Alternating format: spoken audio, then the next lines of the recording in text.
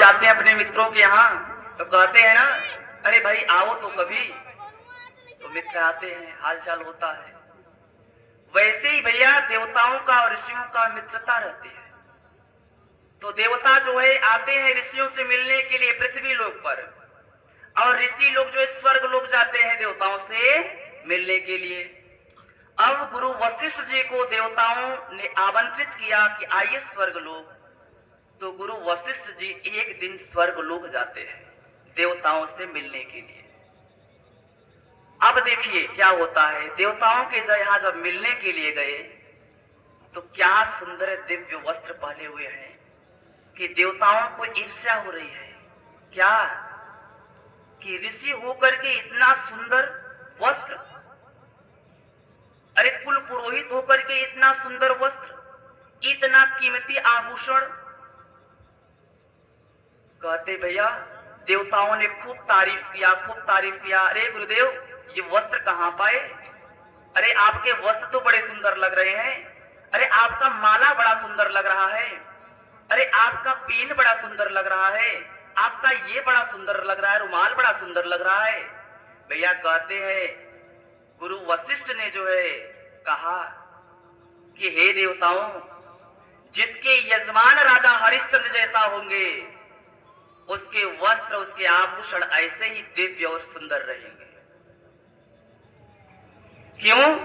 क्योंकि बताते हैं राजा, यहाँ पर वशिष्ठ जी कहते हैं कि हरिश्चंद्र समोदाता न भूतो न भविष्यते।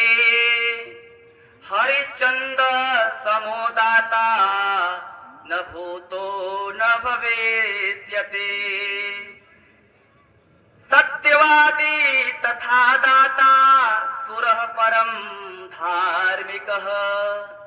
सत्यवादी तथा दाता सुरः परम धार्मिकः। हे देवताओं, राजा हरिश्चंद्र जैसा राजा न तो भूतो न भविष्यति, न तो पहले कभी हुआ था और न तो आने वाले समय में होगा। क्यों? क्योंकि कह रहे हैं सत्यवादी तथा दाता।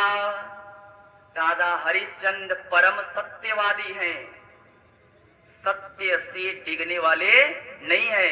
कहते हैं प्राण जाए पर वचन न जाए, ऐसे राजा है। और परम दाता, दानियों में तो फिर उनके जैसा दानी संसार में कोई हो ही नहीं सकता। और क्या कहते हैं? सुरह परम, सुरह का मतलब होता है शक्तिशाली। उनके जैसा इस संसार में कोई शक्तिशाली भी नहीं हो सकता। परम धार्मिक, बहुत धार्मिक प्रवृत्ति के हैं। राजा हरिश्चंद्र के बारे में कहा जाता है श्रीमद् देवी भागवत महापुराण में कि वो जब सुबह उठते थे स्नान पूजा पाठ करने के बाद, जब तक जो है ब्राह्मणों को, जब तक गरीबों को, जब तक संतों को दान नहीं कर देते थे तब तक भोजन नहीं ग्रहण करते थे। ऐसे तो वो जो है धार्मिक है।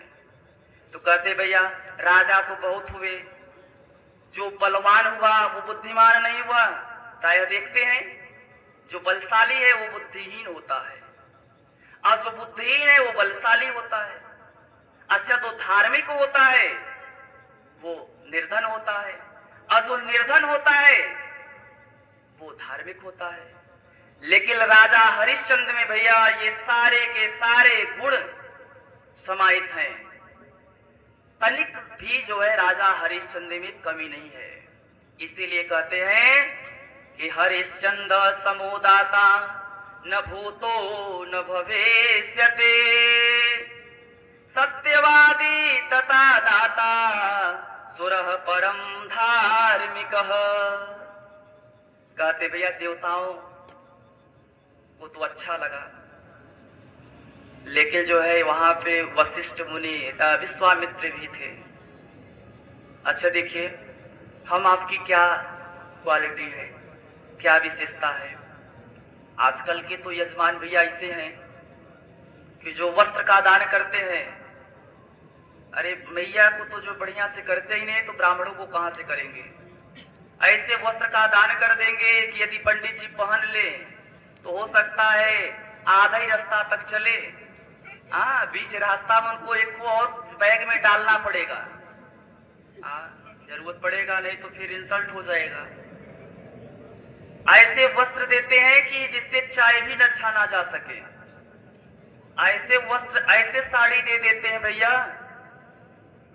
कि क्या पंडित पहनेंगे, क्या पंडित की औरत पहनेगी, हाँ वो भी चिल्लाने लगती है, अरे कहां से लेकर के चले आए, तुम्हारे यजमान ऐसे ही हैं क्या? कहते हैं भैया ऐसे ऐसे आईना दे देते हैं, हाँ कि उसमें एक आंख न दिखे, मतलब यदि उनको चेहरा देखना रहे तो 10 यजमानों को 20 यजमानों को जोड़ना पड़ेगा फेविक्विक लेकर के वो आईना, तब उनका उसमें 20 चेहरा दिखेगा, 20 आईना रहेगा तो 20 ठो चेहरा दिखेगा। अब काजल, हाँ जो काजल दे देंगे भैया कि पता चला एक आंख में आधा लगा कि दूसरे में नहीं लगा। लिपस्टिक कहते हैं ऐसे दे देंगे, क्या बताएं। लेकिन भैया यहाँ पर जो है, जो राजा हरिश्चंद्र है वो तो